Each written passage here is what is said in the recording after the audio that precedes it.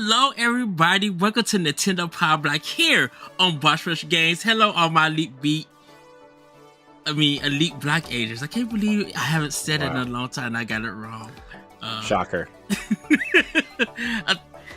Everybody, this is going to be a mini block. I got my boss man right here, the one, the only, Mr. Corey Dirrig. Hello, good sir. Hello, bro. Hello. It's been an interesting week in video games, we'll have to say. I feel like the FTC hearing of Xbox versus PlayStation has been way more compelling than anything shown during the summer stuff. I know, dude. I thought we were on a high with last week's Nintendo Direct. Like, I thought Nintendo killed it, and then this happened, and So funny. the things that came out. I will say thank you to the Microsoft versus FTC court battle. Nintendo has news, because we got dragged into something that we didn't expect. And we're going to give our opinions about it. And we're going to be actually talking about also the possibility of Nintendo's next gen system. Yeah, it's been a lot of CEOs are leaking or talking about the next Nintendo's successor to the Switch, which is very exciting. And not in like great detail, right? But like, they kind of mentioned during this hearing that the next Nintendo console would be, maybe as powerful or a little bit more powerful than a PlayStation 4 and an Xbox One, which is also concerning as a Nintendo fan. And that's where the alleged part comes from what I said. But that'd be cool though, because we'll finally get the Zelda that looks like Horizon, and that would be. And I think when I was texting you when we was talking, I was just like, even if it gets to the level of a Xbox One X, I would literally be fine with that. And I was telling Josh Martinez on Jump Off Point, I was just like, even if Nintendo was able to get 1440p and some games, I don't need 1440p though. I need 1080p. That's all I need. I don't need 1440p. Here's what I need. Ed, I need 60 frames a second. It can be 1080p. It can be 900p. I don't care. Get that frame rate up. Get those graphics up. I want a Zelda that looks like Horizon. Give it to me. And we're going to be able to do that now. Okay? Yeah. We're not running on old Xbox 360 phone hardware. Okay? No. Come on. Hold on. Would you just shade you by saying 360 phone hardware? That's what I said. Okay. Okay. We're not running on an N-Gage here. Okay. Oh goodness! Windows Phone. Child. Literally, Corey. I was thinking about how he called the episode. I just want to tell him name the episode "Child." Just like a baby Mario or something. Because this, good googly moogly. Let's get into the next gen Nintendo since we're already there before we get into everything else. Because I think with the 1440p benefiting Nintendo themselves, outside of indies and third parties and stuff. Yes, I do want the 60 frames per second, and I think because of Nintendo's art style that they choose to do stuff in, I think the details that they give would actually fit a 1440p. I think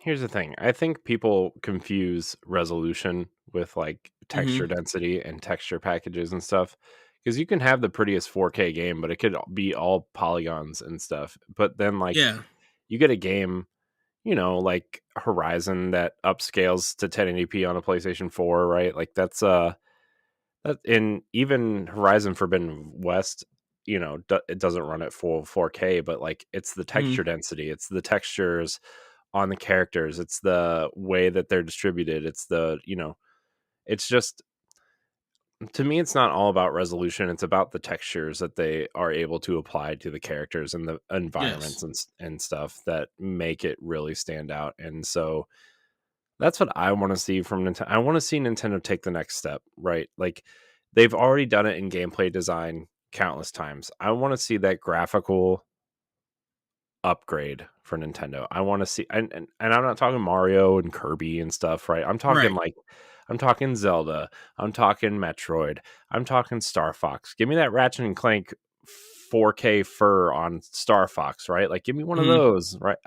It's just, And I think with the new younger teams at Nintendo, I believe they can deliver that because like they've been playing other people's games and stuff. And I think with the more power that they have and everything, I literally feel like they can go into that direction of producing textures and graphics that's like very realistic while still having that Nintendo feel and everything. So that's why I said like 1440p would be good. If they want to do the up to 1440p or have it at 1080, great.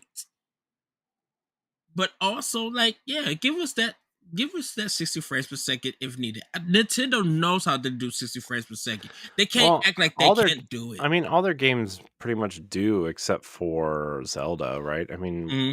I can't really think of any other Nintendo games that really, I mean, I guess if you're looking at something like Bayonetta or Astral Chain, but that's not really Nintendo proper. That's Platinum.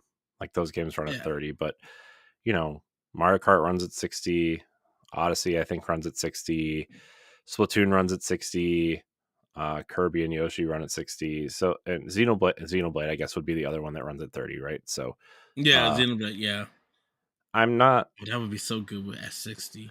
They Yeah, I could. mean, imagine like a new Xenoblade game or whatever Monolith works on next, and like a Oh, it heck was just like a little bit more power of like the PlayStation 4 and the Xbox One. Oh my god! yeah.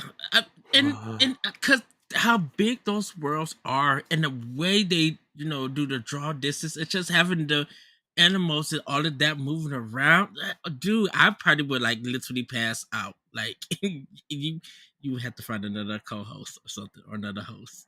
While my spirit just twirl in the world before it comes back into my body. Yeah. Uh, So I don't know, man.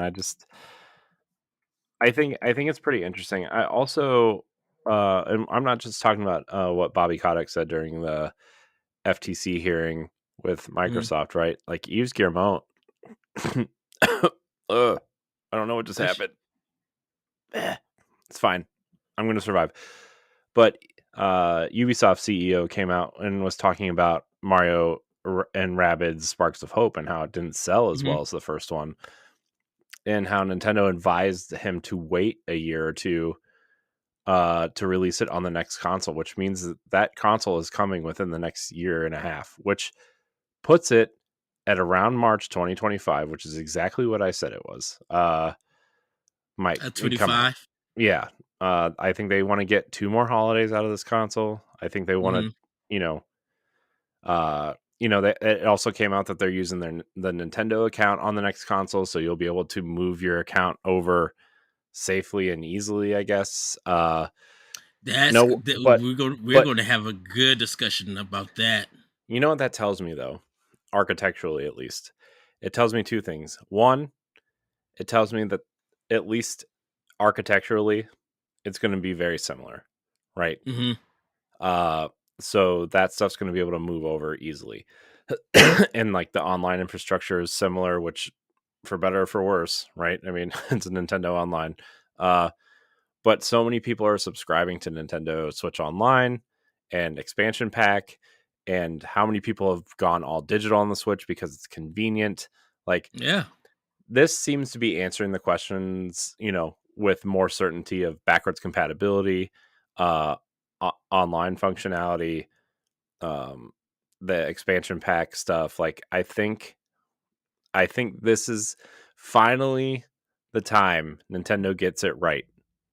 Right? I mean, I Well, think like you said. here's the thing though. Here's the thing though. If there's no backwards compatibility on this new Mhm. system, people are gonna riot. Oh yeah.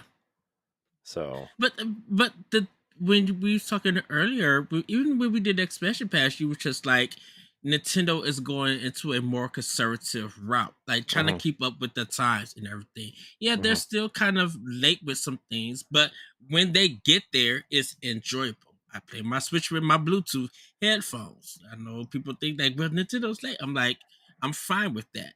you mhm. know, if they're going to be doing this transfer system, with their next console, it can't be the 3DS debacle at all. From 3DS to new 3DS, it cannot be that. It's What got to happened be with? What do you something mean? What happened with that? What do you mean? because it took so long, the way that it was Oh, being done, and it was just like too many steps. So I could understand. It may be the same way as you transfer from your old Switch to the new Switch, but if they're making it easier where it could recognize and then be like, oh, okay, we see all your data from the cloud and all your digital games. Bam.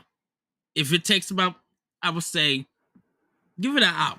I'm going to go with an hour because you might have a lot of games on it if you go on all digital. Your first, your third, and your end. So mhm. it may take an hour. But if it's just like, yeah, it's going to take an hour. While it's doing this, you can still play your games. Yeah. Or if you got that physical version of the game, you can pop it in and play it. It may Mhm. not recognize your data because it's transferring, but you can play it. you know. So I think they probably are researching ways to get it. Another thing is definitely with the chips and everything, if they're going for a more powerful system, depending on which system they decide to go on or get a custom made, they know they want that chip to be cheap. So if they're planning on releasing a 25, 26 or whatever, by that time, that processing chip is going to be cheap. So they I could mean, back that system. the custom Tegra X2, which is what it's rumored to be running on, is actually already Hmm. pretty cheap. It's already out of date. So, uh, I don't know, but also like Nvidia's come out with some pretty interesting technology recently where like Hmm. if they implement that into the Switch, which I don't know if they will or not, but like DLSS and upscaling and AI kind of upscaling where they could achieve 4K without actually having to process that 4K. Yeah. Uh, you know, using AI to get those extra frames in there. Uh, it would be pretty interesting, and like also talking about Microsoft and streaming stuff like it. Nvidia could be maybe making a deal with Nintendo to incorporate GeForce Now, which would let you stream PC games to this thing.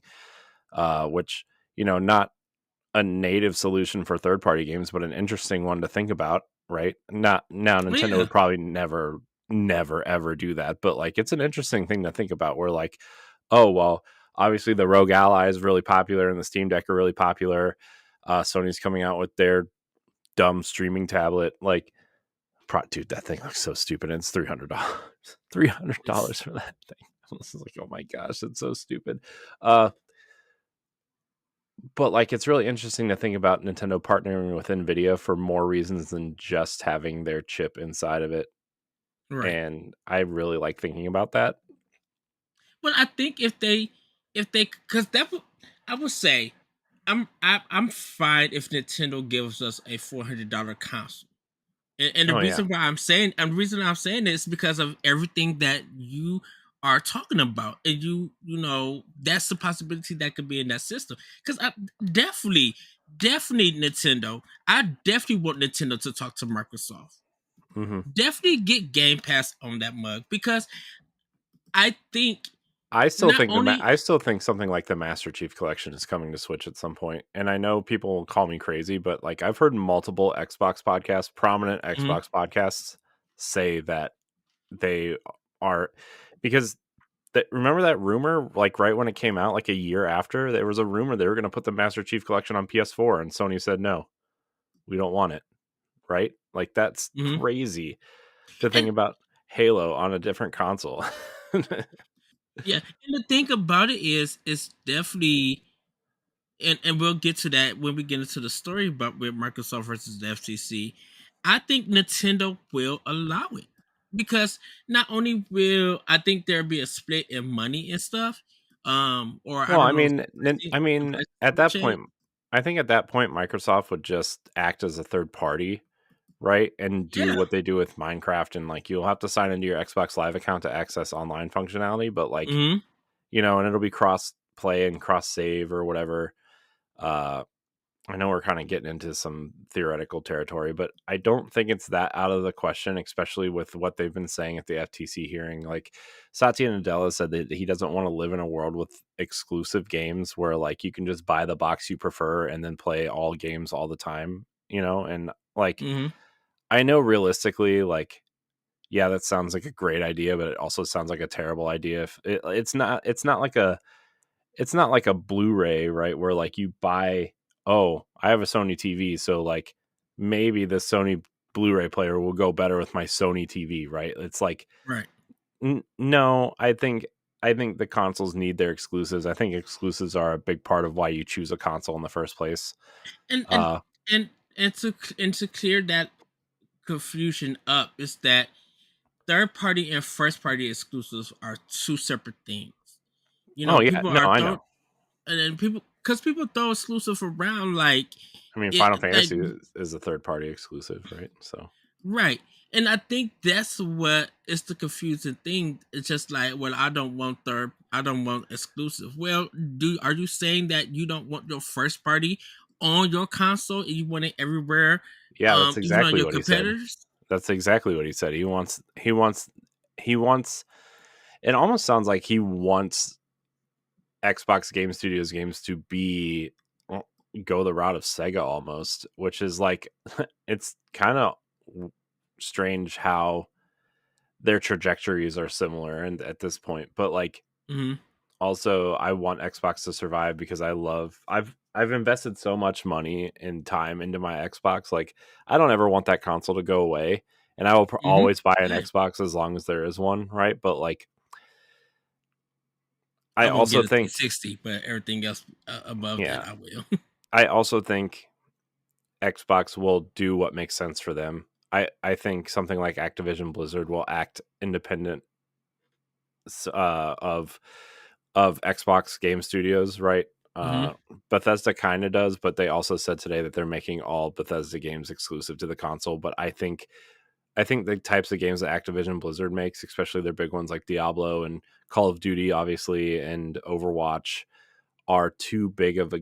I mean, they said as much during the FTC hearing, right? Like to offset Call of Duty alone, they would need over 2 million new Game Pass subscribers to Over offset the the next two cost. years. Yeah, yeah, to offset the cost, Like, and that's something I don't think they want to risk because not that like Game Pass is a great deal, but not everybody wants Game Pass, right? I mean, right. people want to own their games and people want to go to the store and buy a box off the shelf, right? And that was the big kind of thing with Starfield this week, where like the rumor was there wasn't going to be a disc in the box, but now there is. But I think it's still just going to be the license, and you're going to still have to download the game. But uh, Yeah, that's what they said. There's gonna be like a digital code in it, mhm, and I'm just like, yeah, and not and I got to the point where yeah, with Redfall having a disc in it, yeah, that's kind of like my last thing with Bethesda for physical. I'm like, it's making sense that I might as well just buy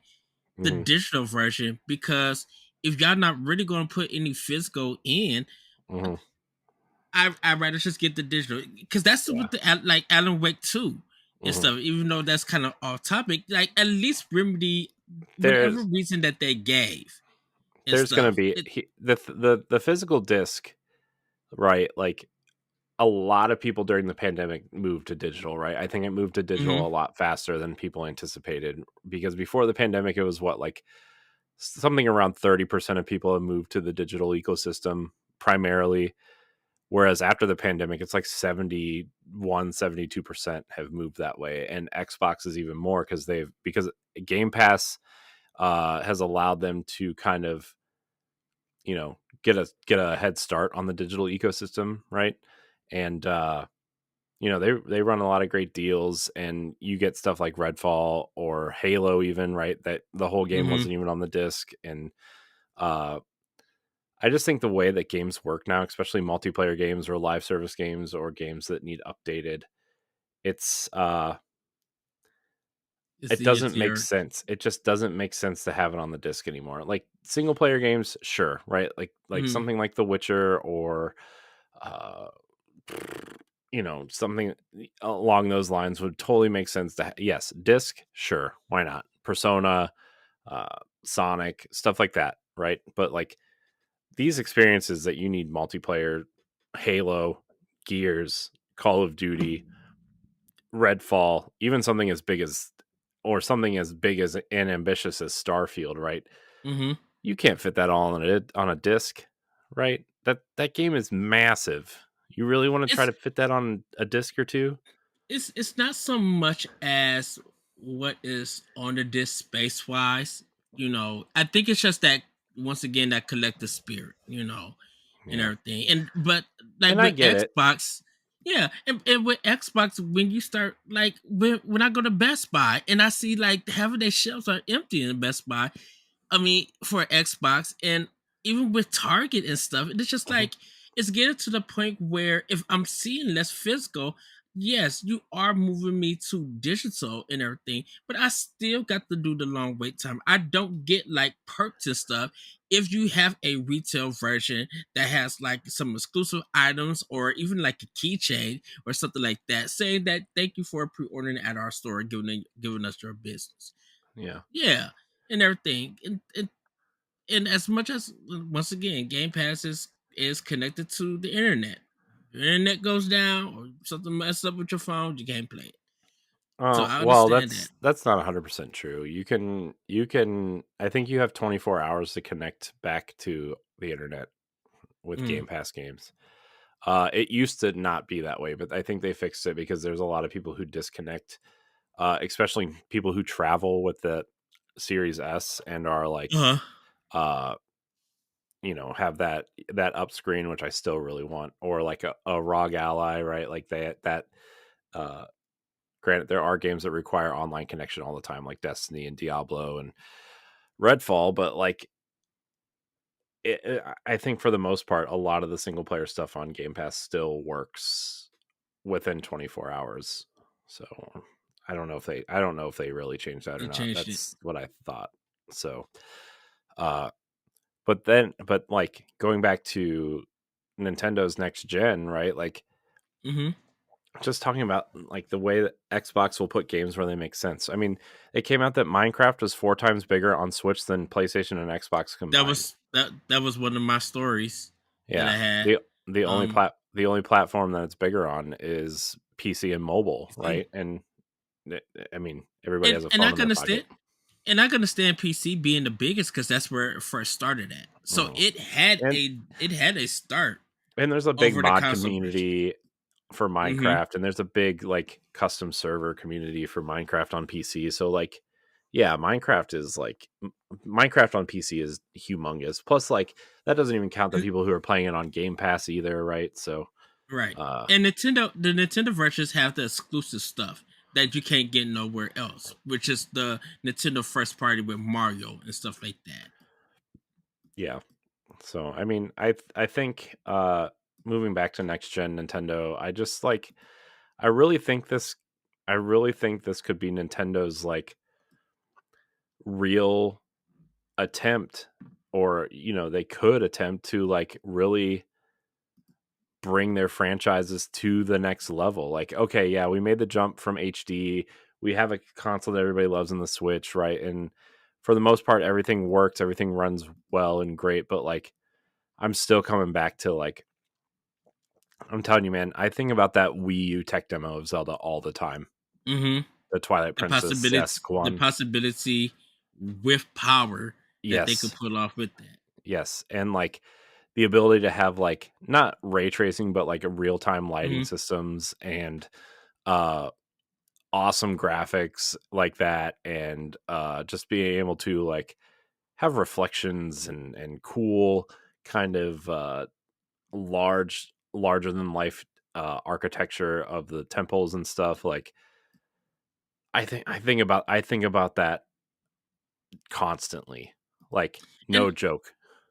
and I think there is a possibility that they could revisit that and incorporate it into the next Zelda game. I mean, of course I mean, they're gonna have to it's have not Breath of just the Wild Zelda. openness. It's not just Zelda though. I mean, like you could make like you could do like a 3D Metroid game of like Mm-hmm. really significant size doing something like that, because it could almost be like Death Stranding almost, where like you're super isolated, but every like that isolation allows for you to have stronger texture work. Not very like maybe one or two enemies on the screen at the same time, but they're like bigger enemies or scarier enemies, right? Like there's a lot you could do with just that. I mean, you But I think think about the it, question. but you think about it, the Xbox One and the PS4 are 8 times more powerful than the Xbox 360. 8 times. And then if you Yeah. go to like Xbox One X, it's like Mm-hmm. 10 or 12 times more powerful than the Xbox 360. Think about how much power that is for something that, Well, like, no, just hold on. Let me finish real quick. The way that Nintendo works, that amount of power, mm-hmm. think about what Nintendo could use with that amount of power, because they work so much more efficiently than every other company, right? Yes. Like, you can make these massive Mario worlds. You can make these awesome Star Fox like ship battles with like almost like Rogue Squadron-esque massive space battles, or like, Mm-hmm. I don't know, man. Just there's a lot you could do with just that amount of power. Yeah, I mean, but heck, I think you gotta. you look at Sony, like they made Horizon on that thing, right? Like, Horizon is a large game. Look how beautiful it looks, you know? Yes, but I think you gotta think about that. Everything that you're wanting and saying does not reflect the same thing in Japan. I'm excluding Square Enix from this because What are you Square Enix, talking yes, about? Square. Dude, I mean, Final Fantasy I mean, 16 is the most AAA video game I've I ever know. seen. Oh, I know. That's why I said excluding them before you was going to attack me. But I'm thinking if Nintendo is and that yes, you could give us that power if this young teens can create that and everything, give it to us. But the thing about it is, it's just like I know Nintendo. They don't. I don't really know Nintendo, but I feel like even with power, it's always going to be about the gameplay mechanics, the ideas, the innovation, what they could bring. If the power could do it, yes. The visualization, if it could capture us visually, like if we could go crazy, yes. If they want to do it for Metroid, are you doing it for 6 or are you doing it for Prime? I expect the next Mario 3D game to be breathtaking and look. I'm not worried about the gameplay. If y'all got even to the power of a series, not a Series X, Whoops. Xbox One X, y'all better go in and make a very detailed world. Even if it's cartoony, I Mhm. want to see some Well, high level art. just think of like if they mixed like a little bit of like, I mean, I think Bowser's Fury is kind of the Mm-hmm. direction I think they're probably aiming to go, right? Yes. And I mean, just imagine like Bowser's Fury mixed with like a little bit of the world that Breath of the Wild introduced. Like, oh, this warp pipe, where does this warp pipe go? And we go underground and we go explore this, have this super challenging platforming level, but at the end you get like a really cool power up or something to go fight the boss. And Yeah. or maybe this is a secret way out of the dungeon and you find a ghost house, or some kind of cave, or you know what I mean? Like there's a lot of possibilities you could do with an open world Mario game too. And like my Mm-hmm. first thought was like, actually, like the first Jack and Daxter game did a really great job of this kind of seamless island open world, and that Yeah. was on PlayStation 2. So like, imagine what you could do with the power of a PS4 and Xbox One and all the things you could add to it. I mean, Nintendo did it on the Wii U and the Switch, right? Which is like maybe a little bit more powerful than an Xbox 360, maybe. Uh, Still to be determined. To be determined sometimes. No, I'm just kidding. They got some pretty interesting games to run on that thing, but still, like, if you want to be a Patreon producer, head on over to Patreon, patreon.com/BossRushMedia, and find out which tier is right for you. Our Patreon producers at the $5 tier or higher for this month are Adriel Munger, Austin Campbell, Celeste Roberts, Christian S., Sana Dirrig, Francisco Santillan, and Rebecca Jewell. Thank you for your continued support. I don't know, man. I get so excited for the potential of what Nintendo could do with a more powerful system, even if it's Right. not Xbox Series X and PlayStation 5 power, like just more power, any more power. Because And it's because I think the power thing to me when I think about Nintendo, it's just like, man, I know here in America we want power, but is that the same thing in Japan?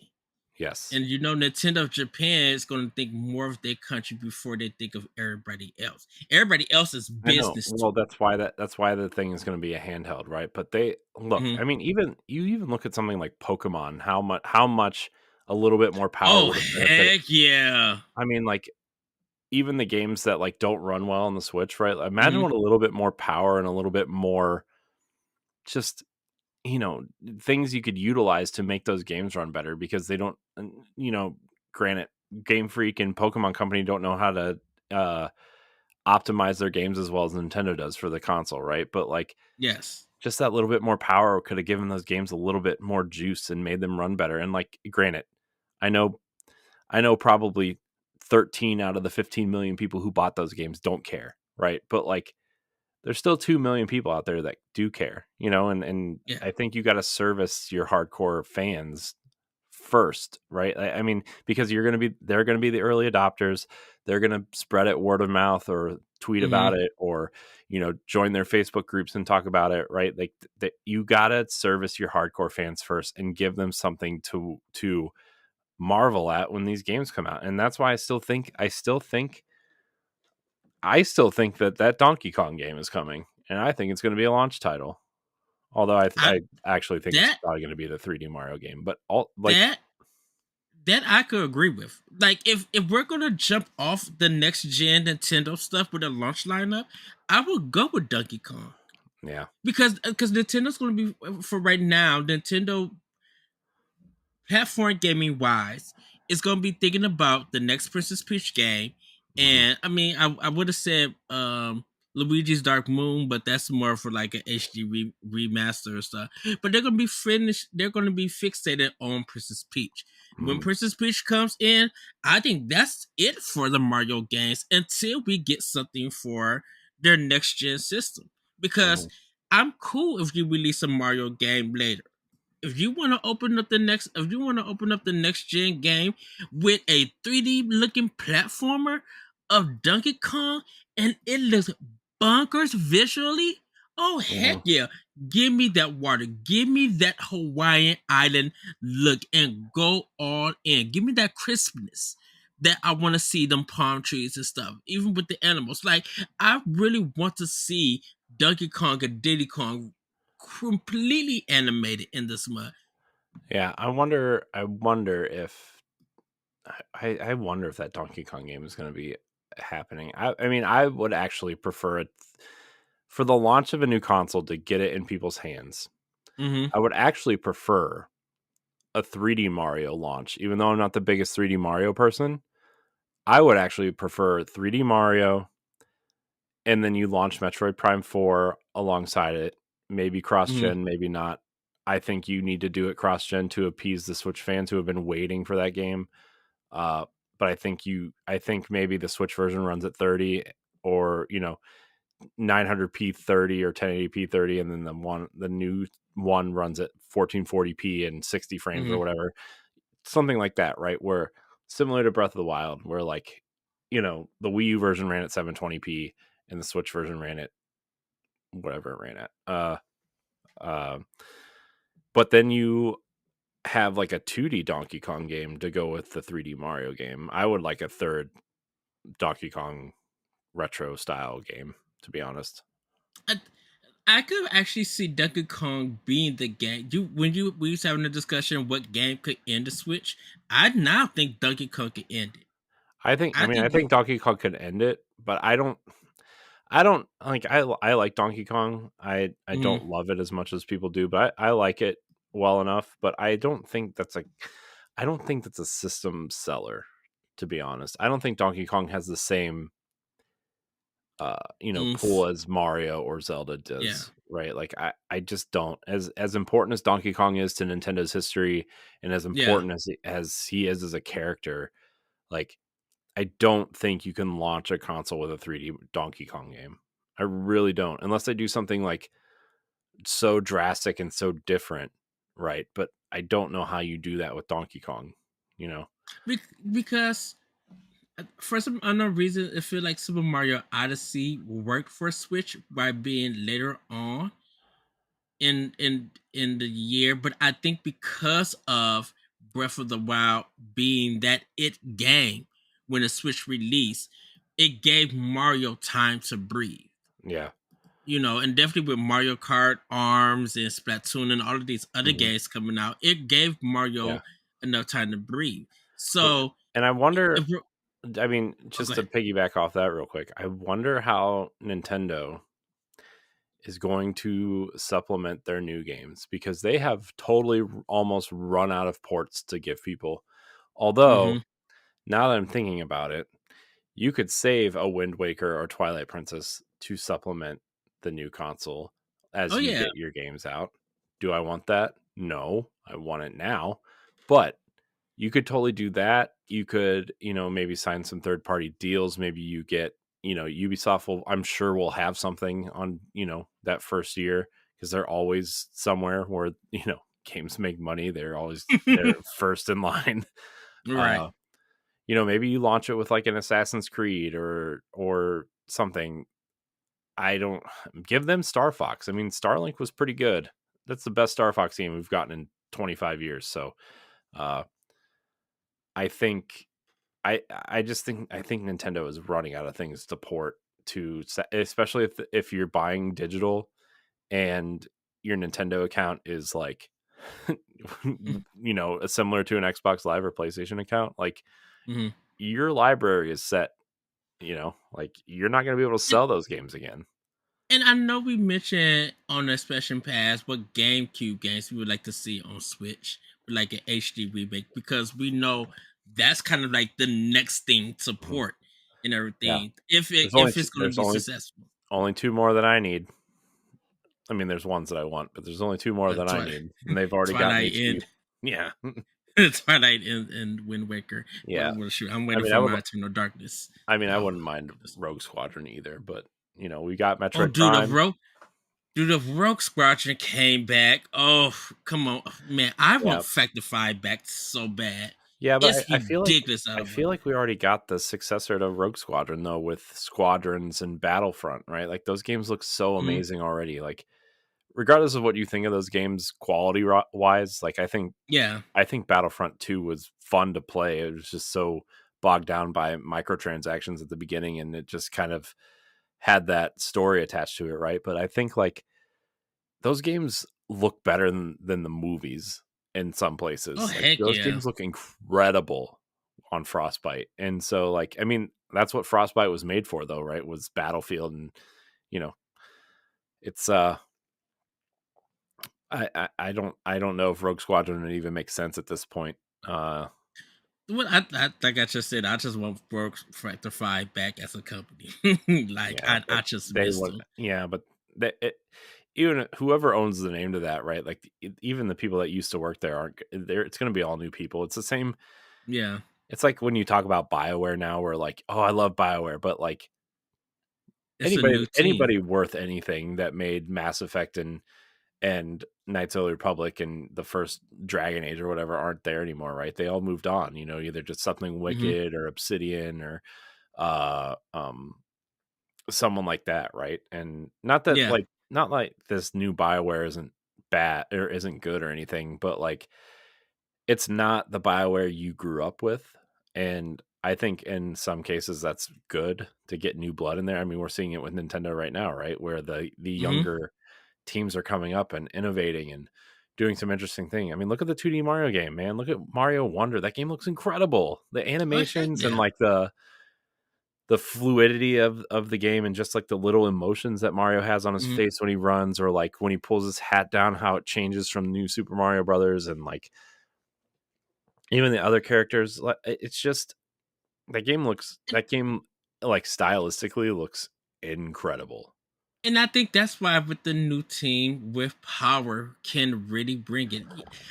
I I think what we're going to like, you want Horizon style I want appearance. not And on for everything, not on everything. not on everything, right? Just But Zelda, just yeah, Zelda, just right. Zelda and Metroid. That might have to be like the new thing for Nintendo. I want Horizon style appearance Yeah, I mean, when describing graphics. Stephanie and I were talking about this on the Boss Rush podcast like a few weeks ago or a month ago or whatever. I don't know how long it's been at this point, but like you just look at something like Horizon Forbidden West and Final Fantasy Mm-hmm. 16 and how incredible, like how just visually stunning those games are and how well they run, you know.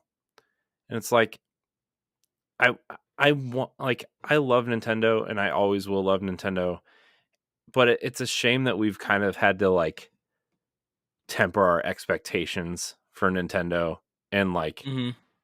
I love Breath of the Wild and I love Tears of the Kingdom. I think that game looks amazing. I think that art style is awesome. But I'm tired of using the excuse of this game looks incredible for this art style. And then you look at Tears of the Kingdom, and then you go and look at something like Final Fantasy 16, and they're not even on the same level production wise. Which I could understand, but I think the difference between it is that yeah, you got these beautiful graphics, but I gotta struggle or I gotta go through a 15-minute cutscene to enjoy those graphics more than But what it is. You need that's what those, I want from Zelda. I want that in Zelda. but do you want those graphics for cutscenes or Yes. do you want those Yes. graphics for a full on gameplay? Because I think Both. that's the because that well, see, I don't want it for both. Well, then If I you can't suck. No, because my thing, no, because my thing is that I think I don't get no benefit out of your graphics if I'm seeing most of it on cutscenes than I am getting through your gameplay that I bought your game that I want to do. If Zelda wants to have those want to have those graphics, great. What Do about not give me a 45-minute cutscene. Okay, what about Horizon then? Because that game has cutscenes, but there's a lot of gameplay in between those cutscenes. There's a lot of exploration. It's some great gameplay, but I still yell at well, I don't yell at Horizon because of the cutscenes. I mean the cutscenes. I just yell at Aloy for almost saying the same thing. I'm like, we get the point. Move this thing along. So Oh I mean, man, but but if I'm getting complete action and less cutscenes, I do enjoy it. Now, before everybody come at me with Xenoblade Chronicles 3, I understand that that game has a lot of cutscenes, but I mm. don't have to hit those cutscenes until about 55 hours in the game if I want to move on to the next chapter. Why? Because I can play out of those 55 hours a whole bunch of side quests before even getting to a story point cutscene. Why? Especially when I have like a 15-minute battle and the music is pumping and it's all good and everything. Why are you breaking our hopes and dreams, Ed? Come on. I'm not breaking hopes and dreams. Hold on. Don't forget, you're supposed to be the realist and I'm supposed to be the hype. I am, and you're not hyping. You're I don't know.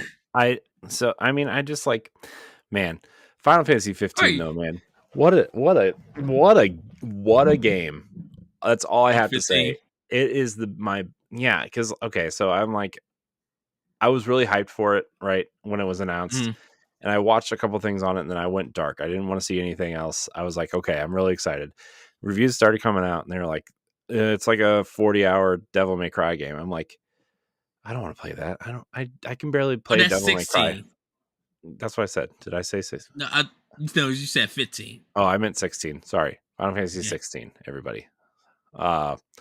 And I'm like, I don't want to play that. I like Devil May Cry, but like that's like a nice 10-hour experience. And then if you want to go Mm-hmm. back and do the challenges and the S ranks and stuff, you're gonna go do that, right? Like that's what that game's for. Not a Yes. 40-hour action RPG, right? So I was like, I don't know. Maybe I'll wait for a sale. I'm not gonna get it right away.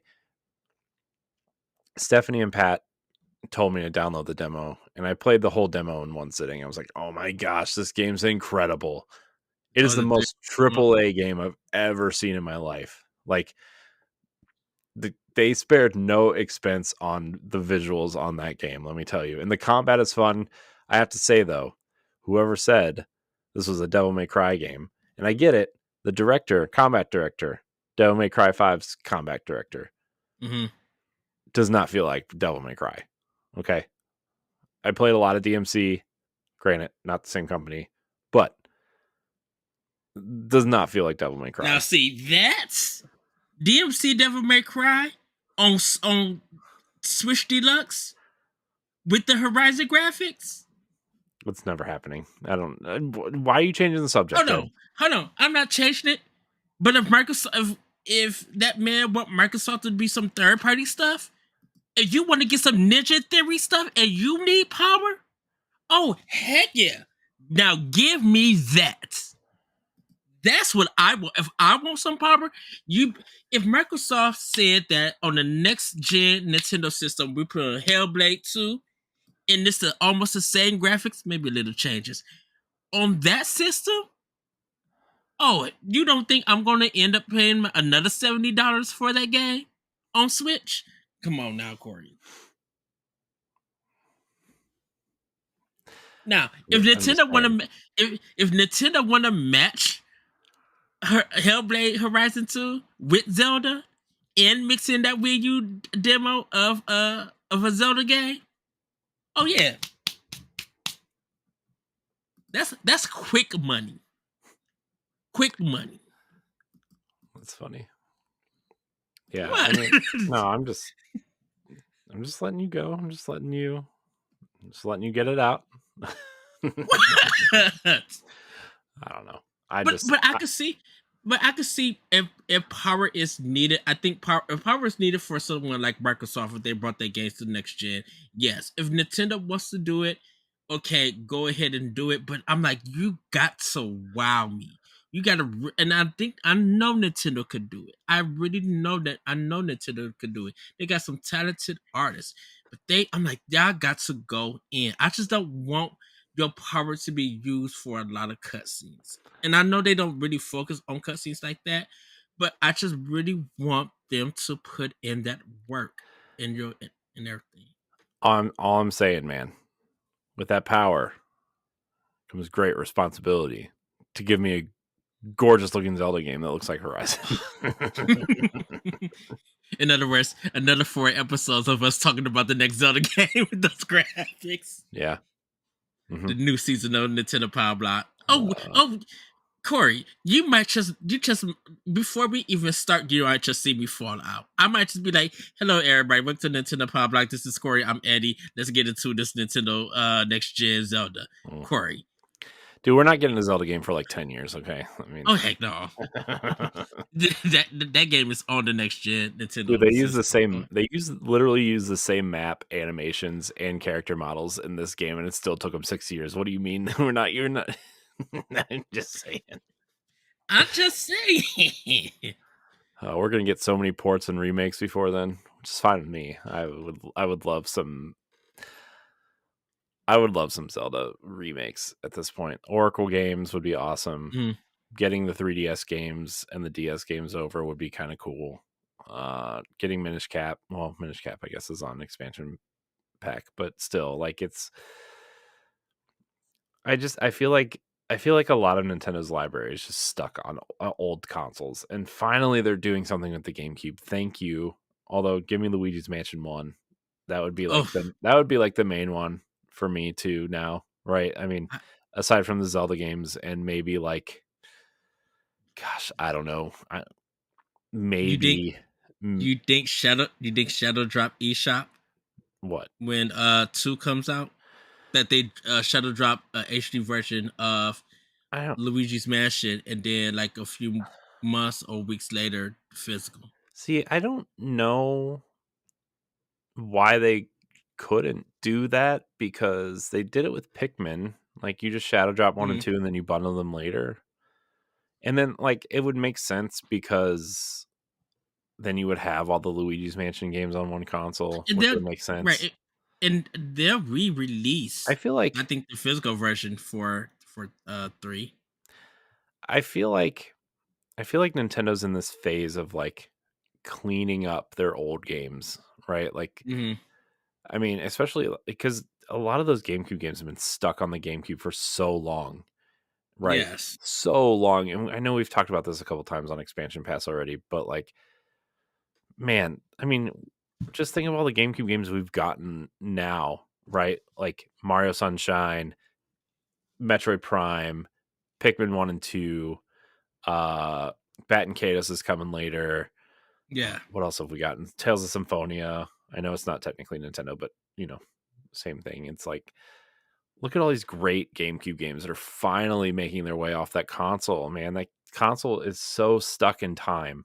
And it makes me really sad to see those games stuck there because they're great. It's just like there's no easy way to hook that console up to your TV now. You have to buy, Yeah. special boxes or SCART cables or, some sort of cheap, thing that you can plug your art, you know, red, yellow, white cables into, or component cables if you have them, or you go to Eon Gaming and spend $150 on that HD converter, which works pretty good actually. But like, there's no easy way. And the fact that you can get Metroid Prime remastered for $40 instead of like having yourself a headache through all this just to play it, it's like, man, that's such a good Yeah. deal. And Pikmin is $30, and man, you got Mario Sunshine and Galaxy in that one collection, although they didn't put Galaxy 2, which I'm kind of shocked they didn't. Those games got to come individually, right? At some point. Yeah. They have to. I mean, that would be really dumb not to, I think, at this point. Although you can get the 3D All Stars collection on Amazon and Walmart.com for $25 right now. So remember when that game was going to be super limited? I was like, Everybody freaked out and yeah, I was like, I'm gonna buy a physical copy and leave it sealed, and then I'll get it digitally, and I'm gonna be the smart one, and then you could still get it. I might still buy 2 or 3 copies and put them away for later to sell them in like 10 years. yeah. Pay for a vacation. I hear that. Shoot. Well, Oh my gosh, I Corey, need a anything vacation so bad. do I I need time off of everything, man. I just want to like I need like a week off of just everything, man. Like like I don't know when we're gonna do that, but we got to do it sometime next month because I'm like a lot of folks at my job about to go on vacation. I think my store manager is about to go on vacation. I'm just like, look, y'all taking all of this time off for the summer, great. But y'all better not touch August and September. That is my time. August, September, and October. Y'all better not touch these days that I need Mhm. off at all because one is I'm gonna be in city with my friend. Two, I'm going to Ohio to spend time with my bro him. And three, I need to go see Jesse and kick it with him. Yeah. Like I need to get out of Illinois for a good while. And I don't need y'all to be calling me. I don't need y'all to be sending me smoke signals. If y'all mess something up in photo, you better figure out on how to fix it. 'Cause I'm not answering. Mhm. Man, good times. Am I right? Yes. My body is ready to eat those tacos, Corey. Oh, You already I'm know. yeah, I'm so hungry, man. I'm like, so I'm long story short, I went to the doctor the other day just to like follow up on some stuff that I've been working on and getting checked out Hmm. and fixing and whatever. And I'm now on this like really like I'm, he gave me some like nutritional advice and like put me on this diet, and then just like I'm always hungry. Like the last like 2 days I've just been really hungry all day. I'm just like, oh my gosh. Oh, it's fine though. I need it. I need to lose some weight, man. It's been a struggle, and it's fine You're though. right. It's all good. In the hood. Yo. Here I am. Had a chicken chipotle meal from Chili's. Man, Chipotle is good. I want some Chipotle. That sounds good. Um, Um should we touch on the Microsoft FTC, or do I you mean, want to save it? we can touch on it a little bit, I guess. I mean, there's not really a lot of Nintendo stuff about it, but it's still super interesting. Hmm. Um, we can talk a little bit about it, I think. Um, Okay, so I want to jump into um that what Bobby Kotick said about the act about Call of Duty on Switch. And I'm reading an article from Nintendo Life, and it said during day 4 of what is already provided proving to be a surprisingly gripping trial related to Microsoft's planned acquisition of Activision Blizzard. Activision CEO Bobby Kotick took to the stand and stated his deep regret in not supporting the Nintendo Switch more over the course of its lifespan so far. As reported by Tom Warren at The Verge, and you guys check out his work because he's been on it. yeah, it's really Um, good. He has like each day has its own summary, and then like there's also like the live blog he did of the entire thing, which is like mhm, 12 pages long over 4 days. He did an amazing job. He's a great reporter. yes. I think he's really great. Yes. Kotick stated that I made a bad judgment in not bringing this flagship franchise Call of Duty to the Nintendo Switch, claiming that when he saw a prototype of the system, he thought Nintendo was trying to do too much and that it wouldn't be a success. Regarding the Switch, Kotick then goes on to state that it's probably the second biggest video game system of all time. If we're talking about home consoles specifically, then yes, Kotick is spot on. The Nintendo Switch has now sold over 125 million units, trailing behind the PlayStation 2 at over 155. Mhm. If we Nintendo said if they add in the handhelds, then Nintendo DS is also ahead of 100 with 154. It's 0.2 million. And I was furious about this because I was just like, so you seen the system selling month after month, year after year. Even when the new systems came out, Switch was still selling. And you still, I mean, okay, yeah, you put some games on it, but they were a year later. Crash came late, Spiral came late, Tony Hawk came late, Diablo 3 came late, Yeah, but Overwatch. It's just like, you know how hard it is to port down to a mobile device from an x86 architecture though. Like that's I'm not defending, right? mhm. I think these games should be there day one, but Activision is not the only one that's guilty of this. You know, I mean, Oh, as much as we praise Bethesda for putting Doom and Wolfenstein and Skyrim mhm. on the Switch, these games were all late, right? Or, Yes. you know, I mean that it's I think Tony Hawk on Switch though, by the way. Ooh, great. It's awesome. It's a great handheld game, Tony Hawk, man. Oh my gosh, so good.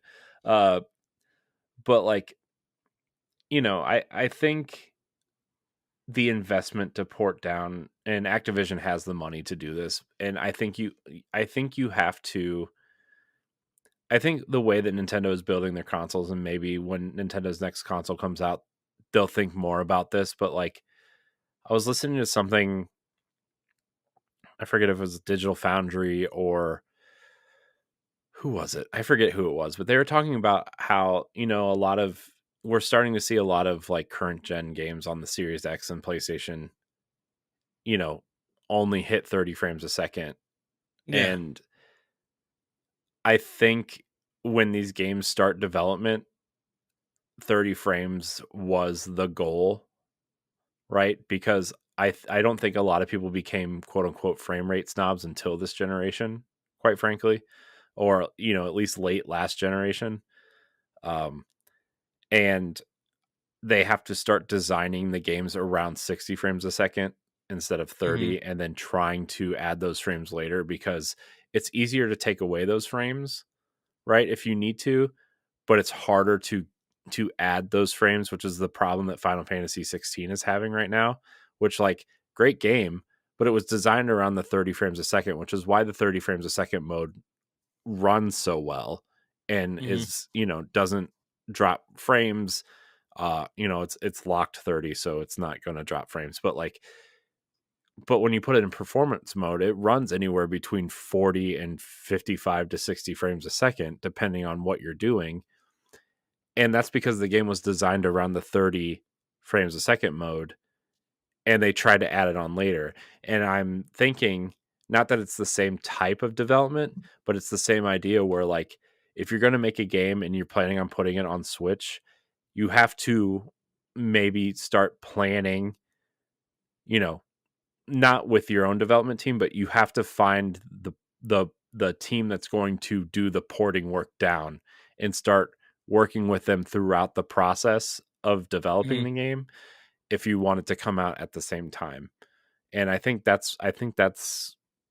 companies are starting to realize that, and I think that's kind of what, you know, Bobby Kotick was saying uh in general terms, were like, by the time they realized Call of Duty might have been a success on Switch, maybe not, who knows. I mean, the online for Switch sucks, so maybe it wouldn't. But like, those games come out every year, so by the time you start porting one, the next one is already in its marketing cycle. And so, like, porting the old ones, like, we're just getting to the point now where they would actually Mm-hmm. start maybe coming out, right?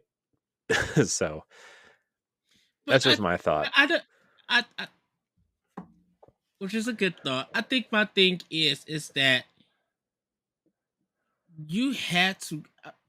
I think my thing is that you got the Nintendo Switch development kit. So what do you actually have to port? We're not at, because I feel like this. Yes, you could bring the Call of Duty franchise to the Switch, but you could make it a different game. You don't have to make it what you But they're guys not are they're not working on. gonna they're not gonna put development into a different game, right? Like, But I think, it's I know what you're saying, mhm, but it's Activision and they want that game. Call of Duty is their biggest franchise, and the last time they developed a game that was specifically for a handheld console, that game was trash, right? With the Vita version, right? mhm, that Black Ops Declassified. It was bad. And so I think that probably left a sour taste in the mouth. Plus, like, they're on such a that Call of Duty machine is such a well-oiled machine at churning these things out, that, like, any sort of wrench in the system is just like, the Switch is not even an afterthought. Now the Blizzard side of Activision actually supported the Switch relatively well up until Diablo 4, right? Like, I think Diablo 3 was awesome on Switch. And yes. they got that out kind of close to, See, what and was it, that's 2018 or 2019, I think. yeah, and Uh, that I be- think that's why I thought Diablo 4 was coming to Switch. I think they originally announced it and they kind of backtracked Mm, because the project kind of switched trajectory, and then they added that always online component. Because when they announced it, it was like, what, 2018, 19ish, and then, like, yeah. development halted on Diablo 4 for a long time. Not a long time, but like a long time in terms of development. And then they kind of turned it around when Rod Ferguson went over there from the coalition, and they had a new plan and a new idea, and now it is what it is, right? So skipping the Switch probably makes sense if you have to have some sort of connected online world, right? But, like, I Mm. mean, you look at Overwatch 2 runs pretty good on the Switch, Diablo 3, Diablo 2 Resurrected. Those are all good games. And I would actually say Activision, aside from Call of Duty, is one of the best supporters for Switch, in all honesty. Like, you got all the Crash games, you got the Spyro games, you got Crash Team Racing, you got Tony Hawk, But once Overwatch, again, everything once except for Call of Duty and Diablo 4 is on Switch from Activision but once again, Blizzard. most of that stuff is late when it was announced originally. So Well, why couldn't it come out? Overwatch came out before the Switch even came out, so that's not fair. Well, well, that's why I said most of them, like Crash, Crash Spyro. Crash 4 came out at the same time. No, it did not. Crash 4 came out Crash later. 4 came out at the same time. The No, trilogy and Crash Team Racing came out late, but Crash 4, I'm pretty sure, came out at the same I time. I think 4 came out later. I'm gonna look this up. It's my favorite thing to do on the podcast is prove you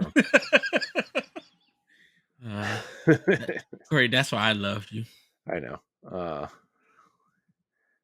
Release date. Here we go. Because even um like Spyro, like Tony Hawk came out late in this. It always felt like a year after those other versions came out. That's when that version for Switch came out. Because I always get this idea that, and this is a personal thing, everybody, that once they finish up that like Xbox or PlayStation version, then they start doing the development for the Switch version or Nintendo version.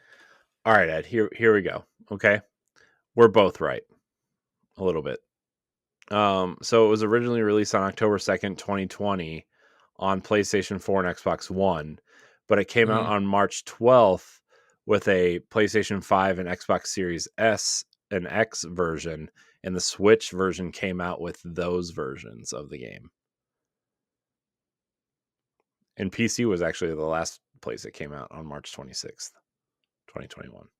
So that would have been October, November, December, January, February, March. 6 months. That's like about 5 months. We were both right. I'm more right. No, you are not. I'm right. Shut up. No. but I think it's just like I wish it had the day and date stuff. You know, even like yeah, but even with also like, I mean, I wonder if some of that is a Nintendo call, right? Nintendo loves to announce things for Switch because people don't expect it, right? Nintendo loves the pageantry of releasing a third-party game. Remember The Witcher was announced for Switch? Oh my gosh, people went nuts. Yes.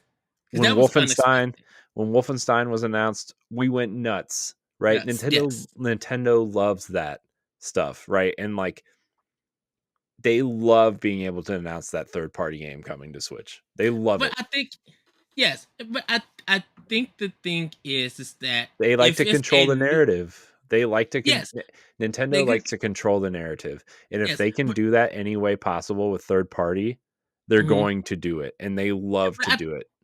But I think it's when it is a new announcement and we know that your games normally don't show up in a Nintendo Direct, I would at least expect that you just have the Nintendo Switch version already in there and stuff. Look at Metal Gear Solid Collection. It got announced for Sony. Microsoft came in and was shady and threw their thing on Twitter. It came to Nintendo Switch in the Direct, and they did. And Nintendo Switch had the marketing for the breakdown. And everything, and all of them are coming out on the same day, unless the Konami delays it for Switch, knowing them. And that's the kind of thing I guess I expect if a company's going to do that, do it that route. You know? Yeah, I mean, I guess. Because if you're gonna bring it to Nintendo Switch, I want to have. If you delayed it, I want to have some extra stuff in it. Yeah. You know, and that's just me. That's a personal thing. You know. Yeah. I love you, bro. I love you, boss. No, you don't. Don't lie to me. Yeah. I mean, I think with the whole Call of Duty thing, I don't think that game works on Switch. To be honest, I just don't. And it's because of the online component. I mean, it's mostly because of the online component, and nobody buys Call of Duty for the campaign. Let's be honest here. But this is the crazy thing. It's like when they did the breakdown in the core system, the highest selling version of a Call of Duty game is on mobile. So it's just like, okay, it's called mobile? Call of Duty Mobile.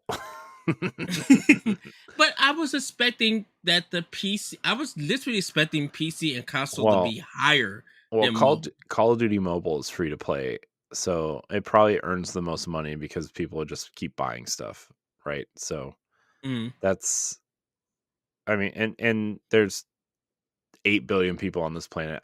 Probably at least half of them have some sort of smartphone in their pocket, right? So, but if those newer versions on PC and console are selling so much, how's just that's? I think that was the surprising thing to me It's the selling versions of the Call of Duty games versus the free version of the mobile. Well, I mean, there's still a free version on console too, though, right? With Warzone, so which is like But their battle royale equivalent.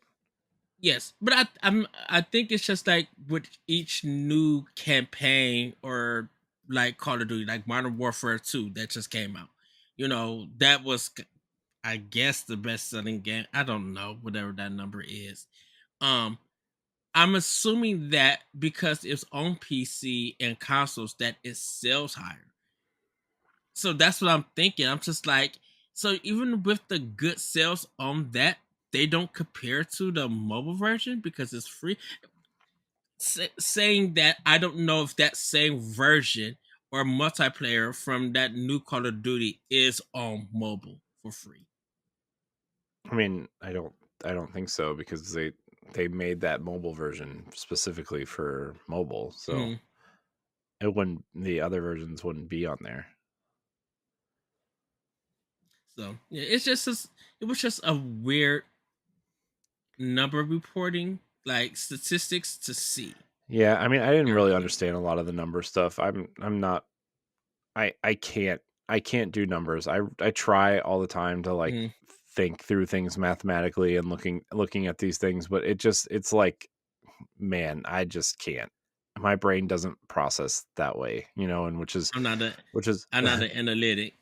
which Yeah, is probably analyst. why like we need some sort of like financial person for Boss Rush to handle all this stuff. But uh I mean, Call of Duty's numbers, man, are way more impressive than I thought they would be, which I know Call of Duty is literally the biggest game every year, but those numbers, man, the numbers they reported for PlayStation alone, like billions of dollars, and for PlayStation alone is incredible. It's Call of Duty makes more money. Like I think they said what 15% of Sony's business is first party games, right? Mhm. Something like that for 15% of their revenue. And Call of Yeah. Duty by itself is like it's like almost 30%. Oh my Well, gosh, 30%. and I think that's, with the exclusive stuff, a lot of the marketing for that game is by Sony itself. Well, yeah, So, but and it's and I think now because of PlayStation 4 and PlayStation 5 still being bigger than the Xbox One, and at this point maybe the Series X and S. Um my Series S sitting right because here. I love this thing. yes. Is that I think people was going there because of the bigger install base. So, and definitely if people are still judging the Xbox from the Xbox One era Hmm. and stuff, and people just feel like from a console perspective, I'll play it on PlayStation because that's where most of Hmm. the people are going to be playing at. Where PC is just PC. So. It's pretty funny though, because like Xbox and PlayStation are like it seems like they're pretty even in the United States and Mm-hmm. like in Canada and stuff, but like it's the worldwide appeal of PlayStation, right? That they're Yes. winning. Uh which is, that's always been Microsoft's Achilles heel though, right? Is like getting Japan getting Japan to buy the box, getting Europe to buy the box. That's what they've always been not bad at, but that's always been the door they've been trying to open is those two markets. And Well, it's. I think we talked about it, Corey. That at a point in time before Xbox One and everything, just with 360 alone, that was the American system. That was the mhm. top tier system. And I And mean, even though Xbox 360 had the mind share that generation, right? Like mhm, everybody thought Microsoft was winning, they were leading. They still came in third place that generation, right? I mean, the Wii like outsold everything, but like the yeah, PlayStation 3 still outsold it by like 10 million units. I think people forget that. But I think the problem is that like Xbox took off so early because they had that $200 console and then the $300 console with the hard drive, mhm, and yeah, PlayStation came out at 600, that they had such a head start Like, they had a year head start, first of all, and then they had such a head start because their console was half the price. And at the time, like, something like Oblivion couldn't even run on the PlayStation 3.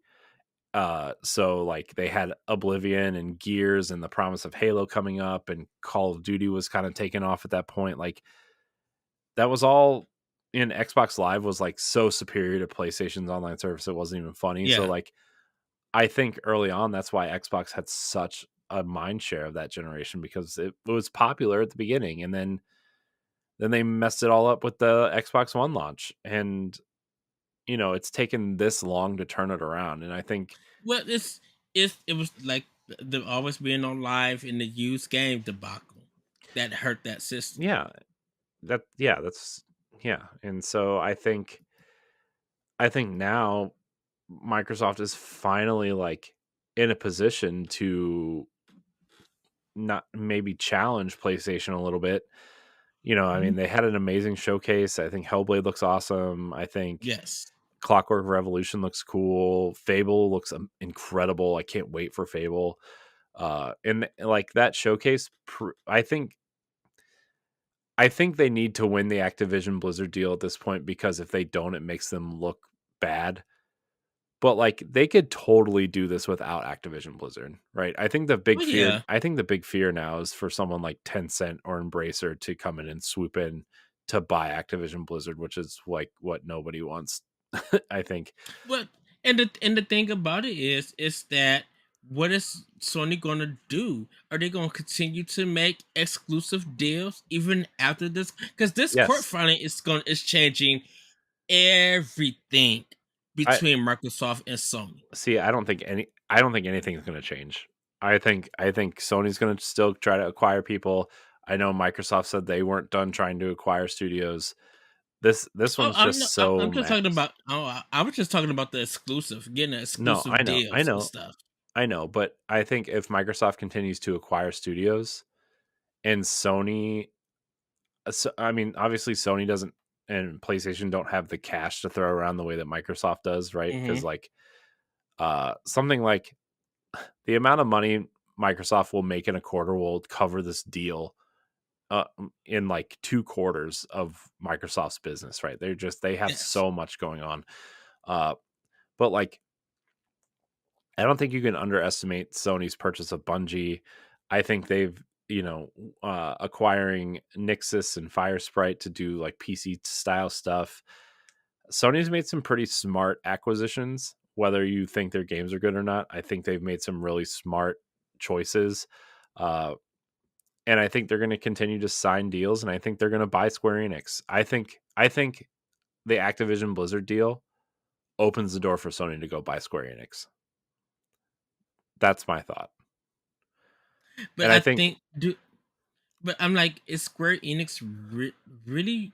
Are they really ready to give up that Nintendo money? yes, I think with the amount of funding That's that Sony can provide them and the way they've kind of been focusing, I mm, think I think but also Square Enix could also do the deal of like, hey, we're gonna run alongside PlayStation Studios as our own thing, the way that Bethesda kind of runs alongside Microsoft, hmm. and they could still put their games on Nintendo, but the part of the purchasing deal is you can't put Final Fantasy or Dragon Quest on Xbox. That would be the deal, right?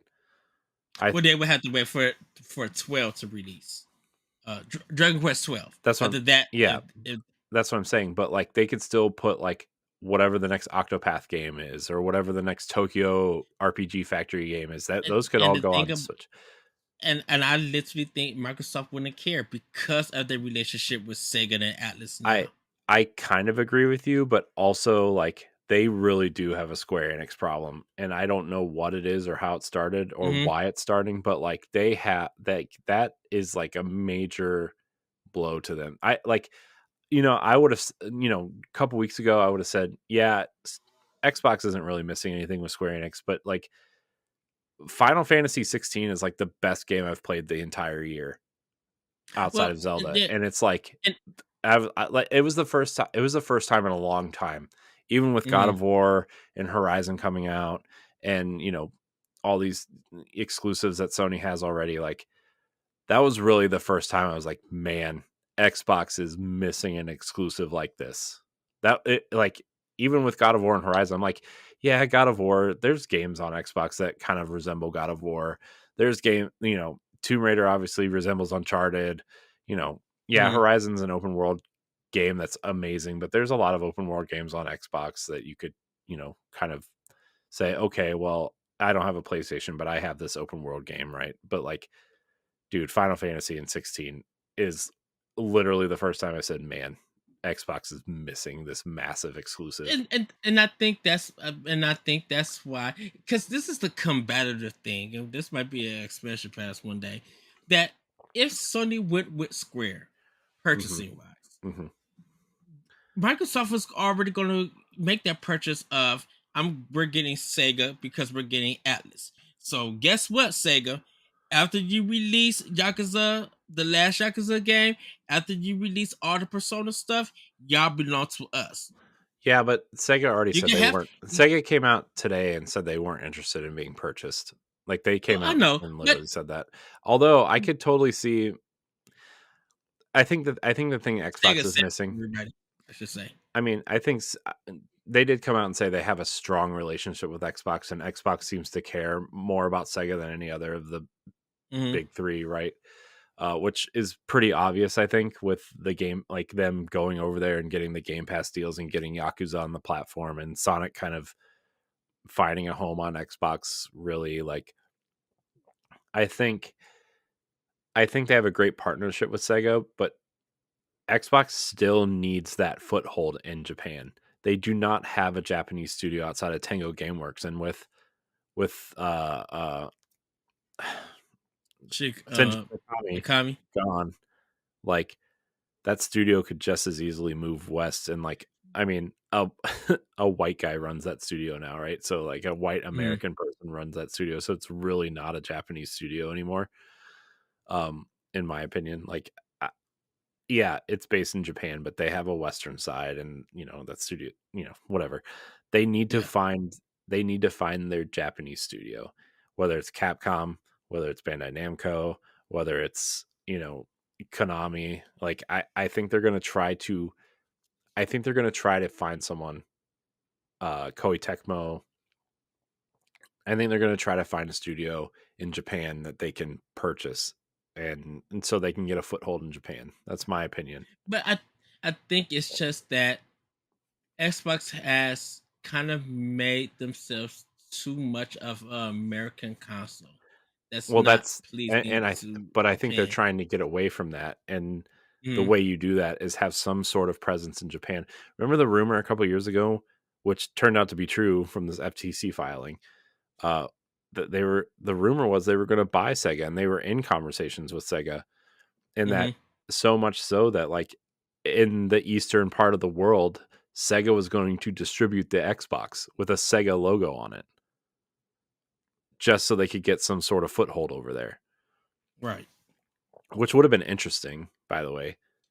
But But I think it would have been interesting. But I'm like, Sega, what? You going back to the console releases? I'm like, well, I no, think my thing. Xbox would make the hardware. They would just slap Well, Sega's name yeah, on the yeah. box instead of. Well, yeah, but I think it's just like I th- the effects of the Dreamcast. Hopefully, that has passed away in What's wrong with the Japan. Dreamcast? Dreamcast is awesome. I mean, because Dreamcast was Sega's last console, is what I'm saying. So I hope that the effects from that, if they're going, hopefully that's not resonated with some gamers in Japan. I'm like, do gamers in Japan trust Sega to bring out another that America console from Microsoft? Yeah. That would be the hypothetical and everything. And I'm not saying, oh, they shouldn't go with Nintendo, because Nintendo will say no, Yeah. you know, and everything. Because if Nintendo will be hurt by this, of course there's going to have to be some deals made. But I'm just like, But see, Square like, Enix is. I don't think they are though. I don't think this would affect Nintendo releases at all. Like I I said, I think think it they're gonna will. I think Square Enix would run alongside. It would be like PlayStation Studios, and then you got all their studios, and then you have Bungie, who operates clearly very separately from PlayStation. And I think Right. Square would fit in that Bungie area, except for the fact before you, I see your mouth moving before you talk. My point is if they bought Square Enix, they would let them run in a silo like Bungie does, except with the caveat that they cannot release any RPGs on Xbox. I think that would be the only part of the agreement. I think they would be able to release any sort of, smaller games on Nintendo. I think they would be able to release, Dragon Quest 12 on Nintendo. The potential Chrono Trigger remake, which we've been hearing about for a year now from that Nvidia leak. Kingdom Hearts 3746 poop stains, whatever that is. I don't know. Like all those games will release on Switch, right? I I I think the I deal. I highly doubt it. I I think the deal. highly disagree with that. I think the deal would be keep these off of Xbox, especially now after this hearing. Oh yeah. So, I believe that they'll keep it off of Xbox, but I know Sony. Sony's gonna be greedy and they're gonna keep it off Nintendo.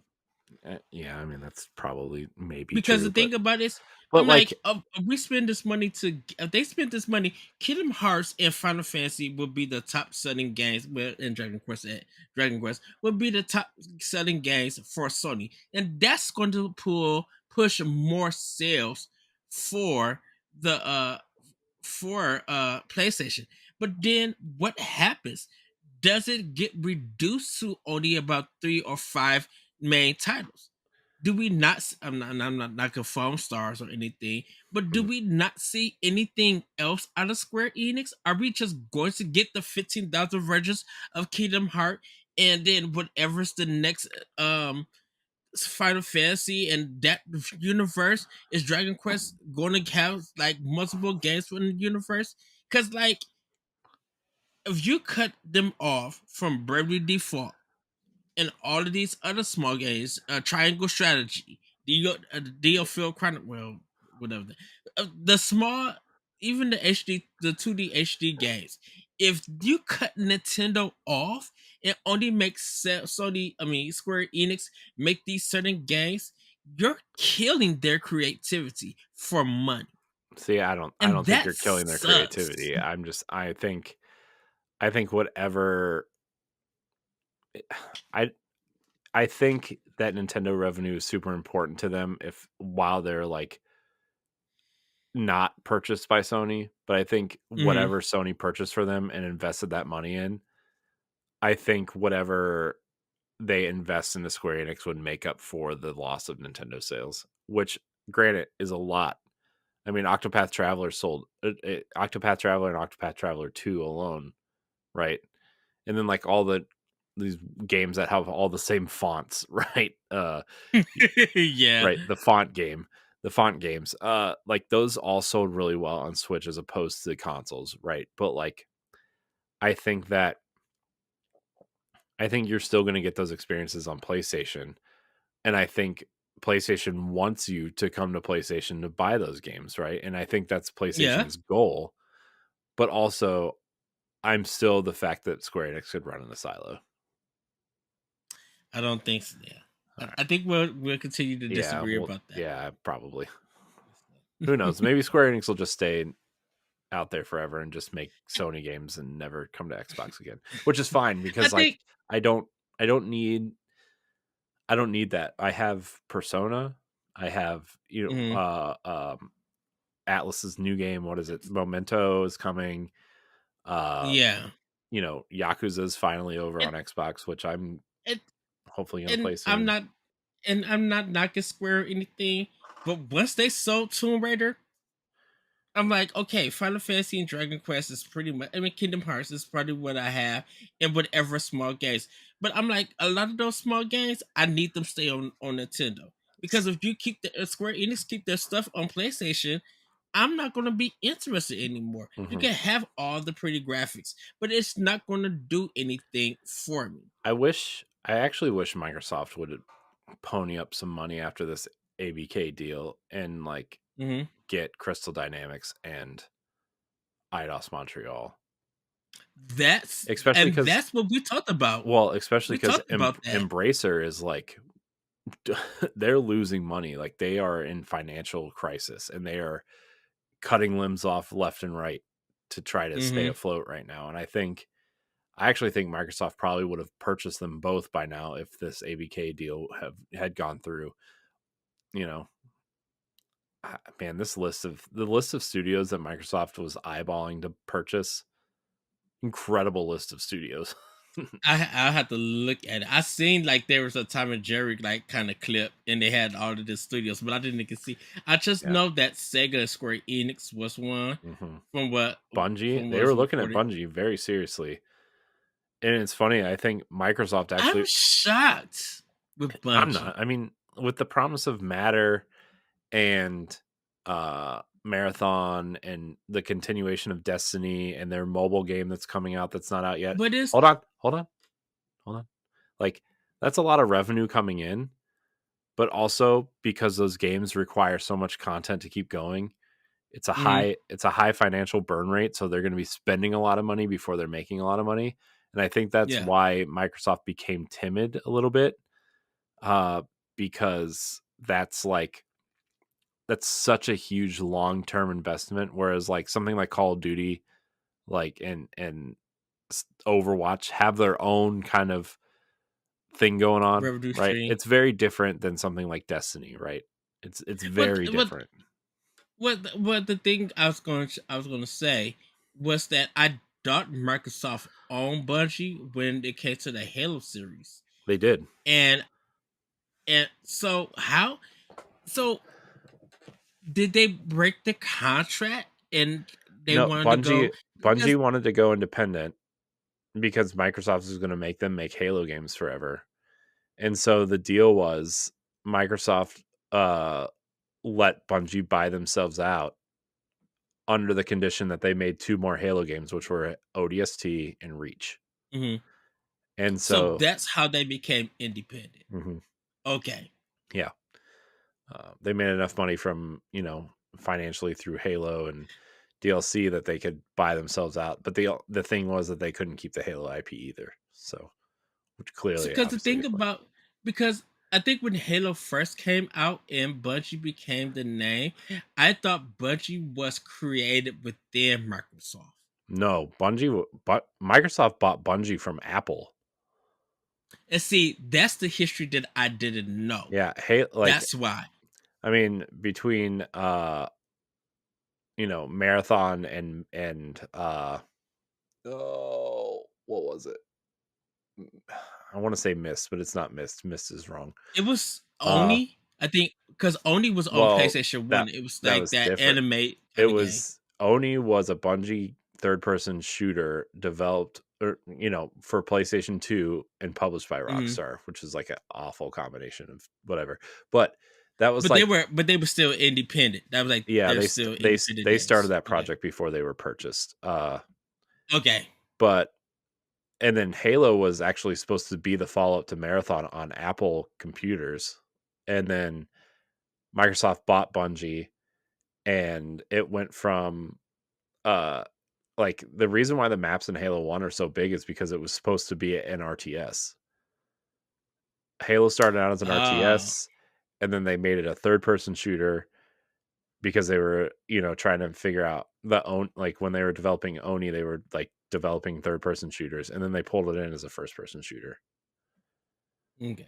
And then added multiplayer. Halo Wars. Yeah, Halo Wars is Halo Wars is like a spiritual callback to what Halo was going to be. Yeah.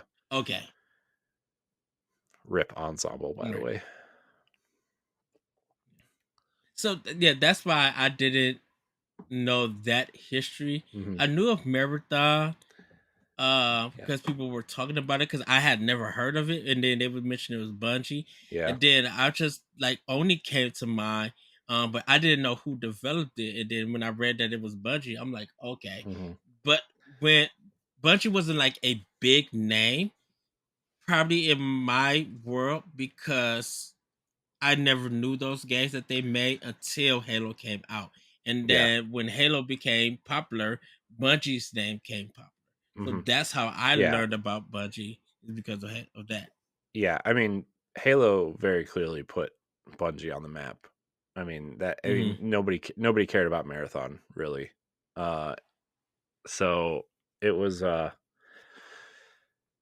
yeah, and then they got to keep the Marathon name, and now obviously it's becoming an extraction shooter and everything. So it's Mm-hmm. a very different game from old school Marathon. But So quickly, going back to the Square Enix thing with did you believe they put that in their contract what? that they run like kind of run almost like Bungie in the sense that they could put their games anywhere if Sony bought Square Enix? Yeah, that's what I was saying earlier to our earlier conversation. That's what I was saying. Okay. Um, my and it's funny because Final Fantasy 16 is only a 6-month exclusive according to the FTC filings. So And we then could be. it's supposed to go to just PC or everywhere. I don't know. I mean, we don't know. Like that's the thing because the exclusivity for Final Fantasy 7 has been up for a year and a half and it's still not on Xbox. So So it's just on PC. I don't know. Maybe Square just doesn't. Maybe I mean it's maybe Square just wants to focus their AAA efforts on one console. I mean that's the whole argument too Mm-hmm. of during the FTC thing is like yeah, developing for one console actually allows us to optimize the game and develop quicker because we don't have to account for 3 or 4 separate boxes. We just have to account for the one and make sure it runs really well on this one box. And then if we Yeah. want to put it other places, we'll do it later. Okay. But Okay. yeah, here I'm we are. sorry, boss. You For right what? For what? about the Square Enix thing. No, I know, but I I mean, I still think I Sony has just some sort of thing to keep it off of Xbox. I really do think that, yeah. but I just uh yeah. I just feel like with Jim Ryan and just Sony now, when they acquire companies, I just feel like they just want to keep stuff off of their competition and keep it on their own and stuff. uh-huh. Because even when they were talking about like Microsoft was talking about Minecraft, Sony didn't want to give them a development kit or Mhm. anything. I think they had to get a development kit because, well, There's still no yeah, they had to PlayStation. give. There's still no PlayStation 5 optimized version of Minecraft. It's still the PlayStation But 4 Microsoft, version. oh, that's I was thinking of. You know what? I was thinking about MLB the Show because Nintendo would have had to give them a Yeah, development I kit. mean, Sony and Sony has Microsoft had to give theirs, Sony has dev kits for both of those systems. and that's because of the MLB Yeah, but making that also like decision. yeah, but also that I think that's a different situation though because MLB publishes it on Xbox and Switch, whereas Sony publishes it on PlayStation. And I think Yeah, when but you're dealing with a I think just license, the developing. right? But when you're dealing with a license as big as the MLB, like you gotta listen to them, especially because Hmm. that game probably makes them a ton of money, you know. Right. So So I think that's why, because I wonder what would Sony have done to be like, no, we don't want to do it here. Have your MLB license back. hmm yeah, I mean But I'm like, that was. I mean, yeah, I mean, the MLB probably said, "Hey, you're gonna put this game on multiple platforms, or we're gonna not renew our license with you." That's probably what they said, you know. And MLB The Show is such a big part of PlayStation. yeah, It's huge. I mean, it's like one of those. It's like one of those quiet it's games the that only sells a ton of copies. You know, and don't nobody. That's no, why I always get weird about MLB the Show. I'm like, okay, y'all was hooting and hollering about this game. Where the heck is the sale numbers? yeah. Well, it's funny because they own the. It's not. It's funny because it's not the. What is it called? The place that reports all the sales numbers. NPD. Yeah, it's not called MPD anymore though. It's called something else now. But like when They even changed it? yeah, that's why we couldn't. That's why we couldn't find the numbers. Are you Yeah, serious? it I starts. didn't know It that. starts with a C or something now. I forget what it's called. But like, Probably consumer or something. um, they only report PlayStation sales of that game because that's all Sony will give them. Really? Mm-hmm. Wow. Did not know that. Yeah, and like over 70% of the game, like like users on Xbox play it through Game Pass. I think Yes. something Yeah. ridiculous like that. Maybe it's not that high, but that's what I was reading somewhere.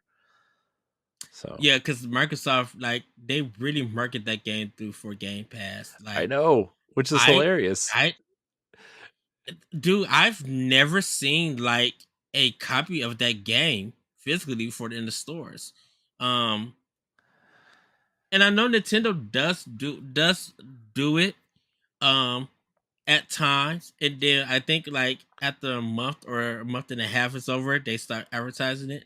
Um, but even if you don't copy it in the store, like the physical version, good luck. Go ahead and buy the digital version and everything. Yeah,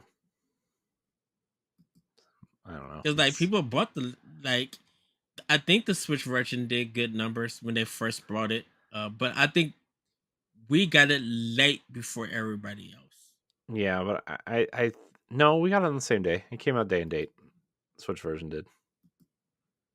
I thought it came in April and Microsoft had it in March. I No, thought it came out. It came out day and date.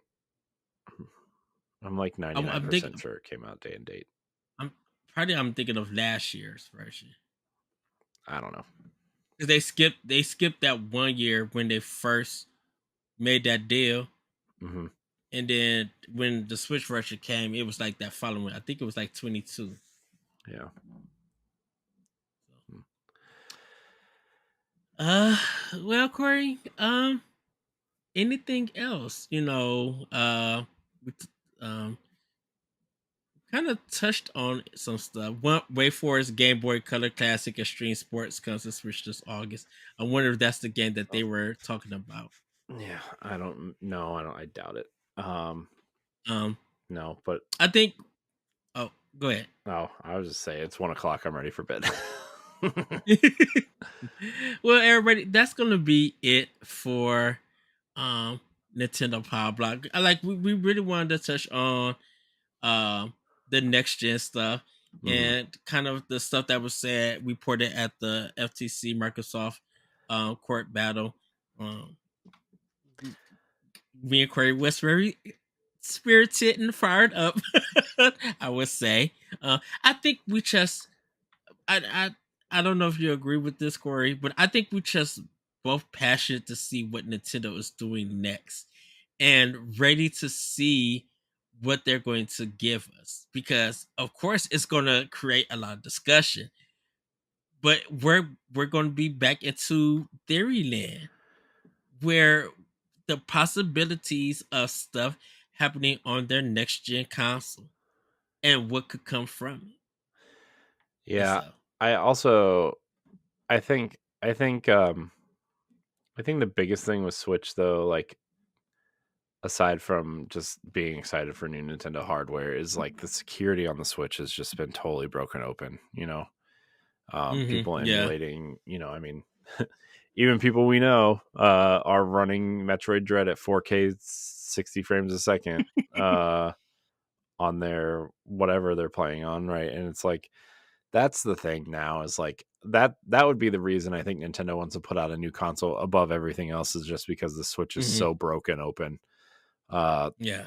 and security Nintendo's always been really good about security for the most part, and somehow like the launch Switch had that. Remember they had that kernel in their code that just allowed everybody to break it open. So like really the only version of Switch that's you can break open is the launch Switch, but like it's still like relatively easy to dump those ROMs onto a PC and manipulate them. Uh Yeah. and I mean, we're getting incredible versions of Breath of the Wild, though, right? I mean, the Wii U is super cracked open too, right? Like the version of Breath of the Wild everybody's emulating is the Wii U version, and it's running at like Yeah. 8K 120 frames a second with ray tracing and like updated textures and draw distance. It's it's incredible what the people have done with that game. But I'm excited. I'm really excited for the next gen Nintendo. I just remember when we were doing the show when the Switch came out and how excited we were. And just the anticipation and hoping that it wasn't a flop like the Wii like the Wii U.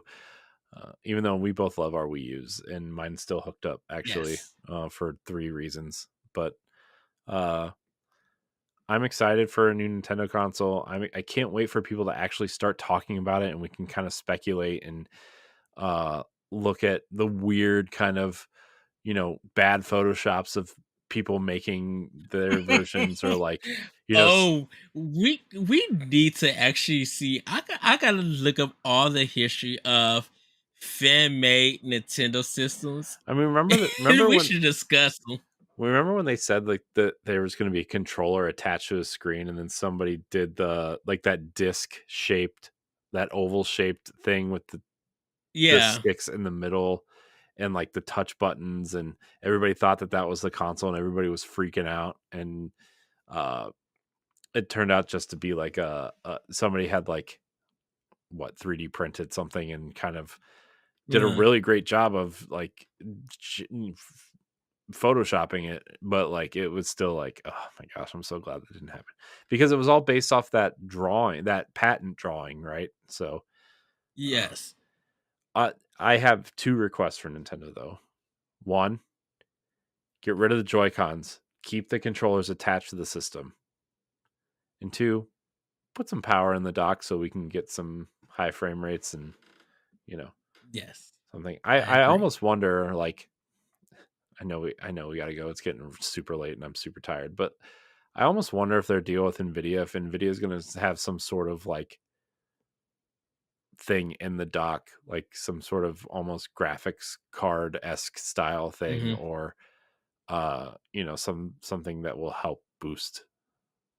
And then and like you look at the ROG Ally, I wonder if it's going to be something similar where like it works great on the go, but if you want more power, you can plug something into the bottom of it, and that would be obviously the dock for the Switch, to have some sort of boost in power and whatever fidelity and everything. So anyways, I'm going to stop talking because yeah, because I was about to say, I wonder if there could be like some memory card to boost the system. But there's like a chip, like the Saturn, yeah, or like the N64, the expansion pack. Dude, what if you could do that with an SSD card? Like just pop it in like a memory chip.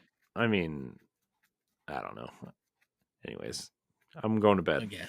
Get me out of here. Help. Well, everybody, that's going to be it for this Nintendo Pow Block. I hope everybody had a great July 4th weekend. Hopefully you did have a great July 4th also. We will be back hopefully with a full show. Once again, thank you, Corey, for joining me on this discussion. A full show? What do you call this? We went for almost 2 hours. I mean, mini block. Still, this really felt like an old school episode, though. Like, yes. Getting straight to the discussion. Yeah. With that, everybody, have a great week, have a great weekend, and we'll see you next time on Nintendo Pow Block. Bye, everybody. Woohoo! Goodbye. Nintendo Pow Block is a product of Boss Rush Media, LLC, and is recorded from our headquarters in Akron, Ohio. The show is hosted by me, Edward Varnell.